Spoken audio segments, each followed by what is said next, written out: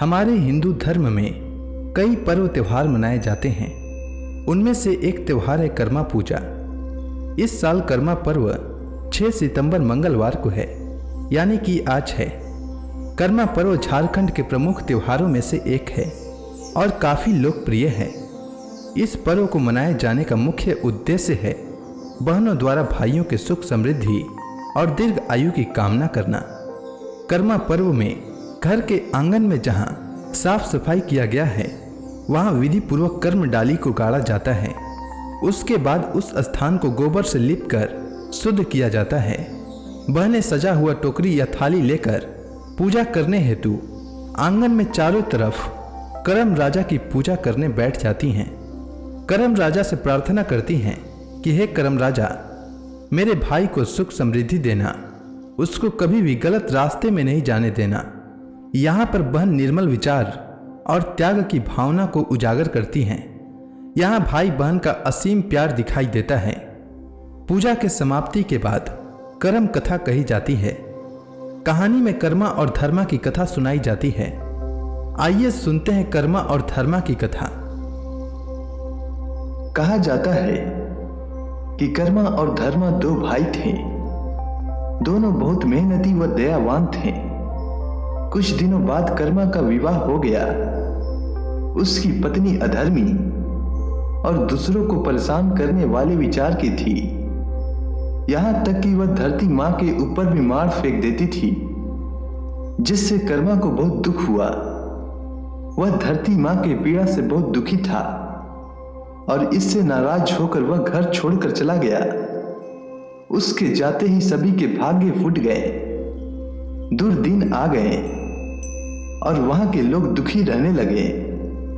धर्मा से लोगों की परेशानी देखी नहीं गई और वह अपने भाई को खोजने निकल पड़ा।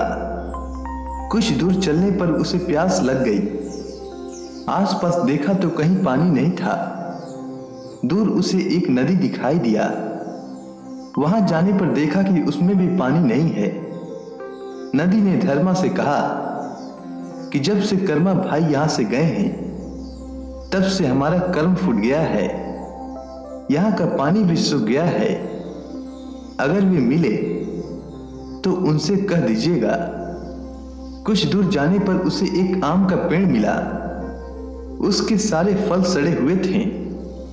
उसने भी धर्मा से यही बात कही कि जब से कर्मा भाई यहां से गए हैं, तब से हमारा फल सड़ गया है।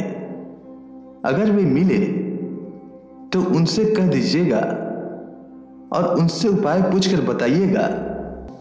धर्मा वहां से भी आगे बढ़ गया। कुछ दूर चलने पर उसे एक वृद्ध व्यक्ति मिला।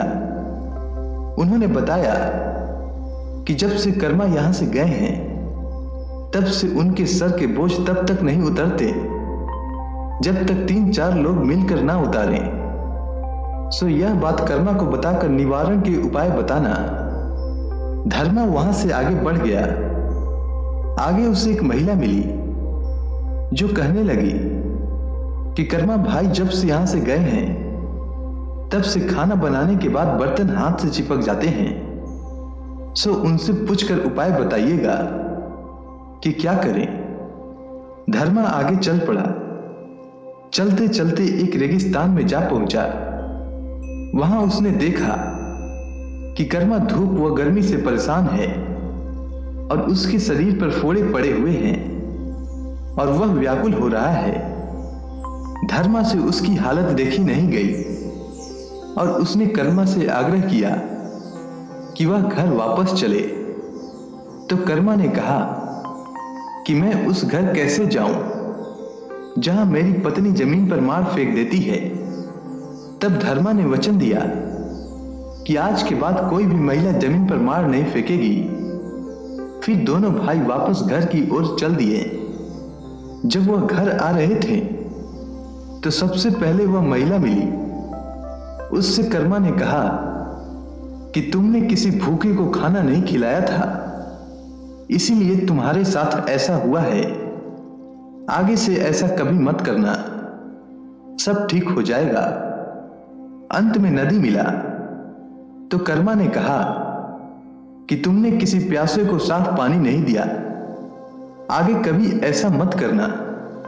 तुम्हारे पास कोई आए तो साफ पानी पिलाना। इस प्रकार उसने सबको उनका कर्म बताते हुए घर वापस आ गया और पोखर में कर्म डाल लगाकर पूजा किया। उसके बाद पूरे इलाके में पुनः खुशहाली लौट आई और सभी आनंद से रहने लगे। कहते हैं उसी को याद कर आज भी कर्मा पर्व मनाया जाता है। उम्मीद है आपको कर्मा पर्व की कथा अच्छी लगी होगी। धन्यवाद।